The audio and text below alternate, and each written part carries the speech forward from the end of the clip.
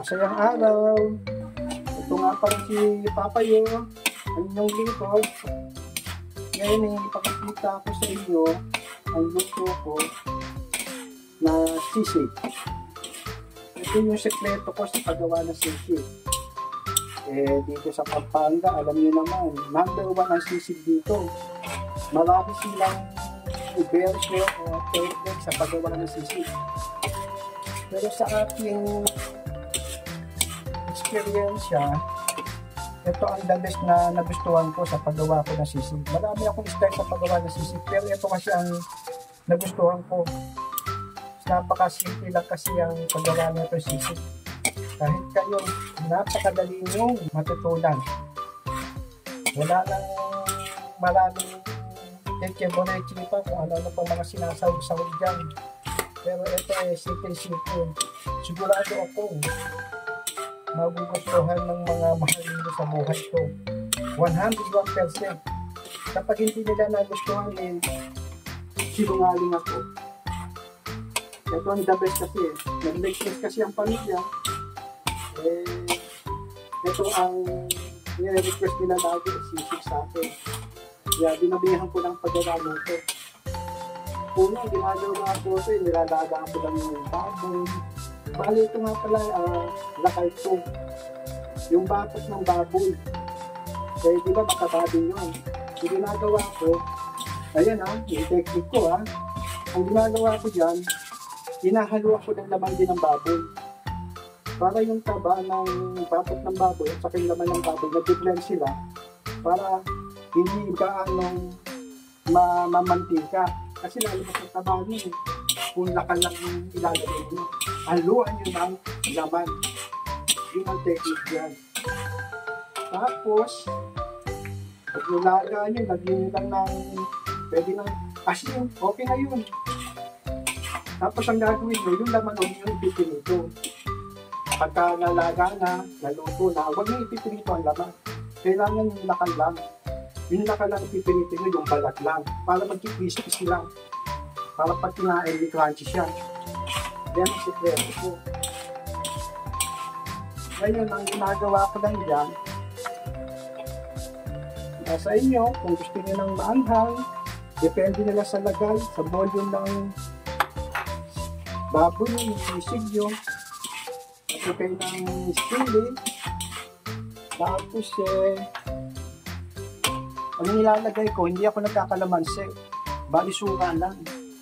Yan ang sekreto sa aking sisig. Hindi ako nagkakalamansi. Ano lang ako? Suka lang yan. Yan lang ang nilalagay ko dyan. Ang nilagay naman ng suka, depende lang sa volume ng kung anong niluluto yung pagsisig lang. Ganun yan. Tapos, number 1, oyster sauce. Ito. Kasi para magandang blend din ng oyster sauce at saka nagpapag-brown din yan. Kaya masarap din ilagay ang oyster sauce.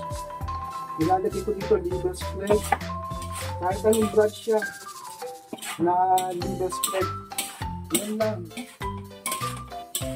Pakasimple yung paggawa lang, yung sahod lang. Wala nang cheche-boreche. Kaya pagka natapos to, naluto ay sigurado kung magugustuhan ng mahal nyo sa buhay. Hahanap-hanapin nila yan. Tapos, paminta. Pinusya. O, pwede na. Kahit ano. Kung ano ang nasa puso nyo, lagyan nyo. Ganyan lang kasimple ang paggawa ko ng sisig. Sigurado ako, magugustuhan ng mahal nyo sa buhay nyo. At syempre ang asin. Ito, yan ang asin. Depende lang sa dami. Ayan. Naglalagay din ako ng MSG, ang baking. Ito rin, nagpapasarap dito yan. At siyempre, ang magpapasarap dyan, alam mo na kung ano pa, sibuyas. Yan, ang masarap yan, yung sibuyas dyan. Ang sibuyas naman ang paglagay dito eh. Depende na sa dami din ng ano nila, baboy nyo. Pero eto eksakto lang nilagay ko dito. Yan. Yan lang. Simple. Dito sa Pampanga, napakaraming version ng paggawa ng sisig. Pero ito lang ang nagustuhan ko. Pag ito ang sinubukan yung version ni Papayo, sigurado ako magugustuhan ng pagkain natin. Hanapan natin na yan. Puro sisig lang. Yan. Ngayon, pwede ulo ng baboy. Kaso, pag ulo ng baboy naman, huwag yung lagyan ng laman. Okay na yun, may laman na yun. Kaya ako lang naglalagay ng laman dahil lakay ko yung batok ng baboy. Kasi mamantika ayun.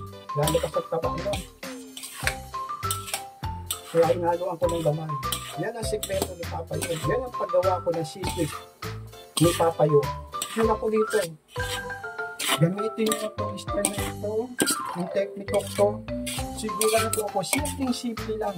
Parentesadong magugustuhan lalo kayo ng mahal ng kabuhan. Hindi basta nasisira ito. Pwede nyo, pag malamig na, i-freezer nyo lang. Tapos painit mo lang ulit. Go ulit! Go! Ayan po. Tapos na po. Ganyan na kasimple. Yan po ang luto ni Papayo at Papayo, ang sisig. Maraming salamat po. Huwag niyo po kalimutan na. Pwede po bang paki-like, pa-subscribe na rin po, at pa-share na rin po para malaman nila ang style ni Papayo sa paggawa ng sisig. Maraming salamat po. Thank you po. Bye-bye po.